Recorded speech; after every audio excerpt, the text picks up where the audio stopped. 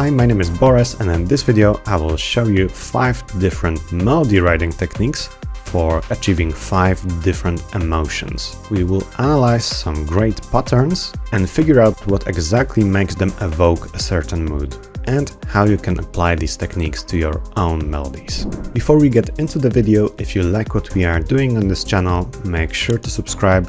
We've got more content about Ableton coming up. If you'd like to learn Ableton 12 with all the foundations of music production, check out our Beginner to Advanced Live 12 Start to Finish course, and make sure to also check out the Everything Bundle Collector's Edition, which includes all of the courses, sound packs and project files in our store. And to see all of that, check out the video description. Alright, so let's just listen to the first melody.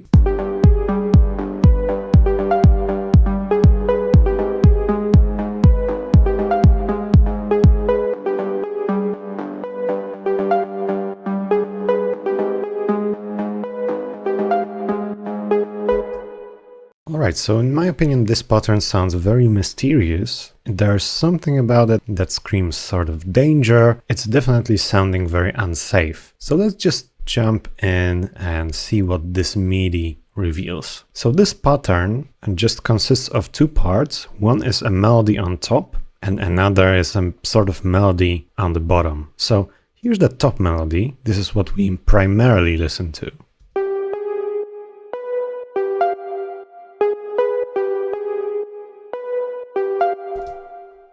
So in this case, we are choosing the Phrygian scale, and this scale sounds really mysterious. So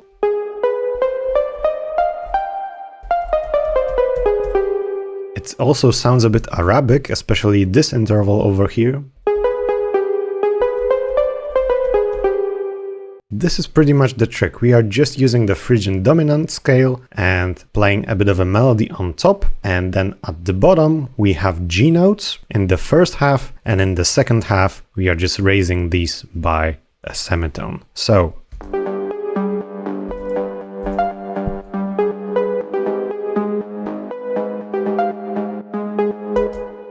pretty simple. Make sure to experiment with this scale, the Phrygian scale, to achieve this sort of mysterious vibe. Alright, so let's take a look at the next one. We have a hypnotic sounding melody.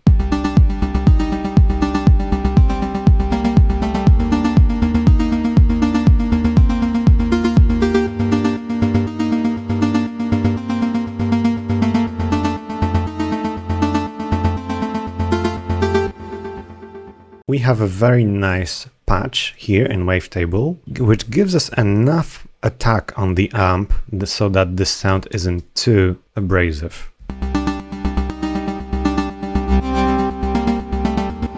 Just 8 milliseconds over here. So we are just sticking to the C minor scale.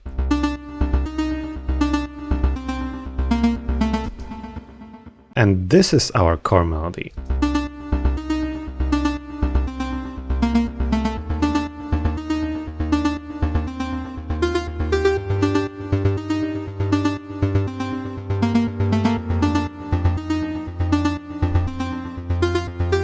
One thing you probably noticed already is that it's very robotic. We are strictly placing the notes on a 16th note grid, so it's creating this really robotic rhythm.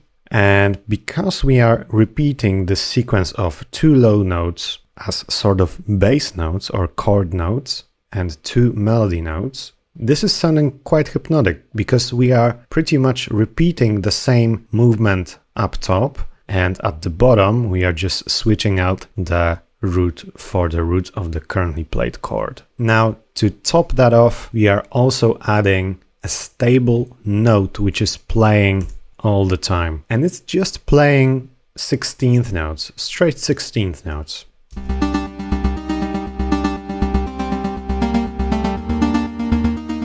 And this is giving us this really strict robotic timing combined with these interesting intervals, because not only are we getting the nice interval interplay between this C and this D, but also between this G and this D, and this all changes depending on the melody notes that are being played. We are kind of creating chords out of repetitions in melody. Alright, let's just give a listen to the next example. This one is a more chill melodic house type of melody.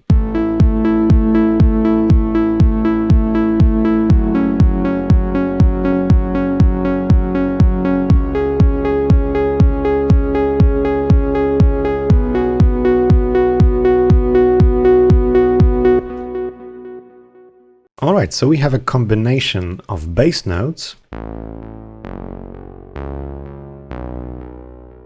really simple progression. We are in A major over here, so this is giving us this more hopeful, happier vibe. The major scale is really nice for melodic house and this kind of progressions. So we are just playing simple fifths. Instead of playing, for example, the third, which would give us a very major vibe. Notice how this sounds immediately happy. Starting with the fifth just plays it a bit safer. This F sharp chord is minor, immediately goes into a sort of sad section.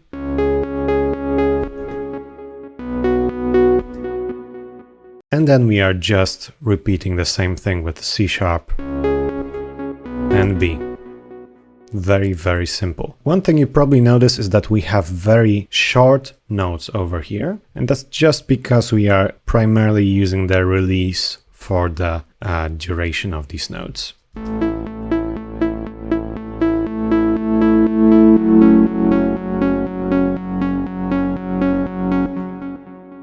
That's pretty much all as for this chill progression. It's pretty standard, but if you want to evoke this really stable feel, try creating melodies which use the major scale, but avoid using the third whenever you are playing a major chord, in order to not give out the impression that it's obviously happy and very cheerful. Alright, so now let's listen to a more sad type of melody.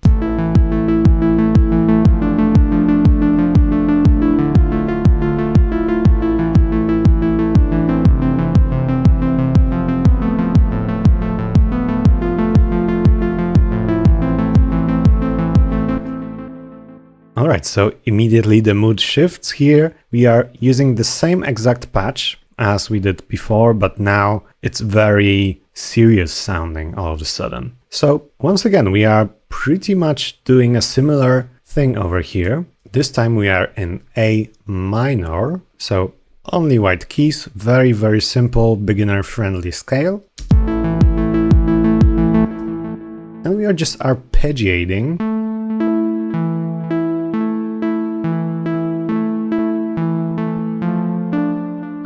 Between some of the chords that we are playing over here. So if this A note is the 1, then this E is the 5th, A is of course once again the 1, and E is the 5th. So once again, even though we are playing a minor chord, if we are not playing the third, it's not immediately obvious that it's a sort of sad chord. We only kind of figure this out from the entirety of the progression. Because if the next chord went into a happy chord, you would kind of get a different feeling.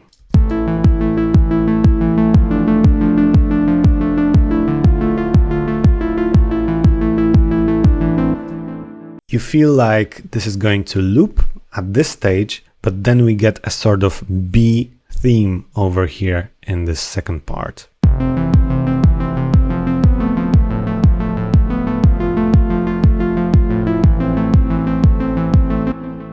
Now, obviously, you could even try to change this into chords. If we were to just quantize these notes to the end, maybe we would take some of the notes up by an octave. Maybe let's just remove these top notes.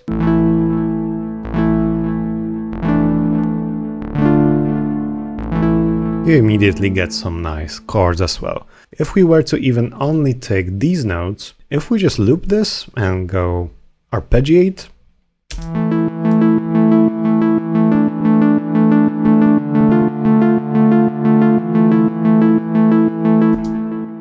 you can immediately create arpeggios like this from very simple chords. Alright, and let's take a listen to the last melody for today. This one is going to sound a bit grand. We are playing it with a nice brassy patch in C room.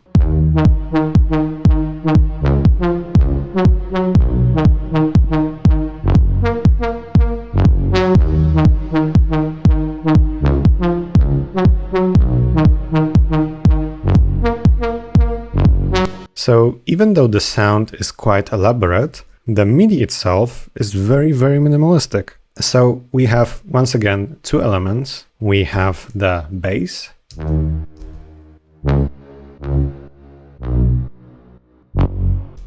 And then we have, of course, the melody.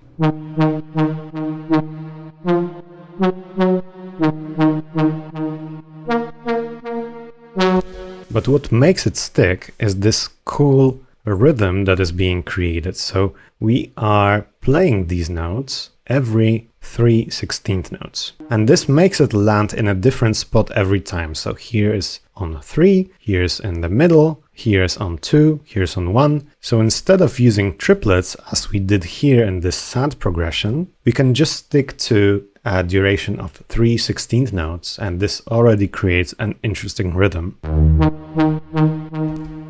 And of course, this interplay of jumping between octaves, that really catches your attention, especially that the brass patch, it sounds good both in bass frequencies and in high frequencies. So if you can nail a patch that sounds good both as a bass and as a lead, this is a really powerful combination, and you can just jump between octaves, even 2 octaves over here, because we've got F#1 and A#3, which is a huge gap over here. And as long as this top melody and the bottom melody is consistent, it can sound really grand. So we are in the D# minor scale, and what's once again important is that here we are just playing an octave, not giving away our tonality yet. Here we have a major chord, a nice combination of vague intervals with minor and major intervals, jumping octaves, and a nice patch that works both in bass and high frequencies. This can make your progression sound really grand. And don't forget about creating interesting rhythms just by using, for instance, 3/16 notes and keeping to this rhythm throughout the entirety of a melody. Alright, I hope you found these melody writing techniques useful. Make sure to check out our Music Production Academy with lots of start to finish courses on making tracks in various genres. And if you'd like to learn Ableton 12 with all the foundations of music production, make sure to see the Beginner to Advanced Live 12 Start to Finish course. Feel free to also check out the Everything Bundle Collector's Edition, which includes all of the courses, sound packs and project files in our store. And to see all of that, check out the video description. Make sure to subscribe to our channel. If you enjoyed this video, leave it a like, write us a comment, and I will see you in the next ones.